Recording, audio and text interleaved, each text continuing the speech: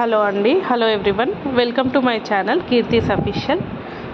So ఇవాళ నేను easy prawns బ్యాచిలర్స్కి and కొత్తగా వంట నేర్చుకునే వాళ్ళకి చాలా హెల్ప్ అవుతుంది. ఫస్ట్ కడాయిలో ఆయిల్ వేసుకున్నానండి. ఆయిల్ వచ్చేసి మనకు ఒక 4 to 5 స్పూన్స్. సో దీంట్లోనే ఫస్ట్ జీరా, ఆనియన్స్,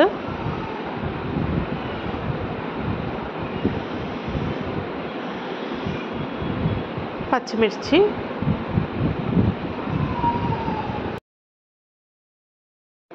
ఆనియన్స్ వేసుకున్నాను. ఆ తర్వాత పచ్చిమిర్చి. సో ఇక్కడ నేను ఐరన్ కడాయి యూజ్ చేస్తున్నానండి. ఈ ఐరన్ కడాయి వచ్చేసి ఎథనిక్ పాట్స్ అండ్ కుక్వేర్ నుంచి తీసుకున్నాను. మీకు ఇంట్రెస్ట్ ఉంటే మీరు కూడా చూడండి. ఆ తర్వాత పసుపు వేసానండి. మెంతికూర వేస్తున్నాను. నేను అన్ని కర్రీస్లో యూజువల్లీ మెంతికూర బాగా యాడ్ చేస్తానండి. చాలా హెల్త్ బెనిఫిట్స్ ఉంటాయి. ఎస్పెషల్లీ డయాబెటిక్ పేషెంట్స్కి కూడా మెంతులు చాలా యూస్ఫుల్ అండి. ఆ తర్వాత లైట్గా కరివేపాకు, కొత్తిమీర వేస్తున్నాను. కొత్తిమీర లాస్ట్లో కూడా గార్నిష్ చేసుకోవచ్చు, బట్ ముందర కొంచెం ఫ్లేవర్ కోసం యాడ్ చేస్తున్నాను. 2 spoons ginger garlic paste add చేస్తున్నాను. ఒకసారి మంచిగా మిక్స్ చేసుకోవాలండి.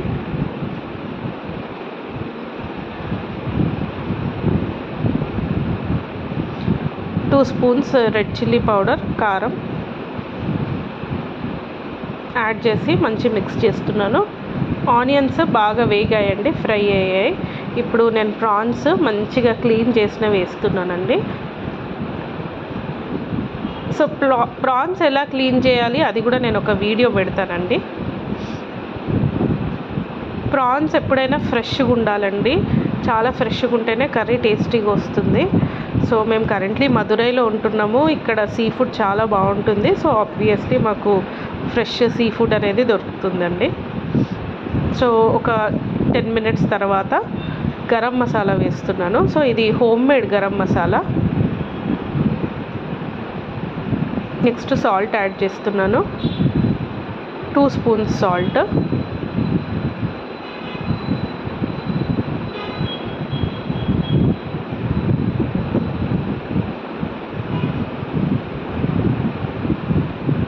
సో ఇది చాలా ఈజీ అండ్ క్విక్ రెసిపీ. బ్యాచిలర్స్కి కానీ కొత్తగా వంట నేర్చుకుంటున్న హౌస్ వైఫ్స్కి చాలా హెల్ప్ అవుతుంది. లాస్ట్లో ఒక స్పూన్ కారం కూడా యాడ్ చేస్తున్నాను, ఎందుకంటే ఫస్ట్ వేసింది అంతగా సరిపోయింది అనిపించలేదు. సో లాస్ట్లో ఉప్పు కారాలు మీరు సెట్ చేసుకోవచ్చండి.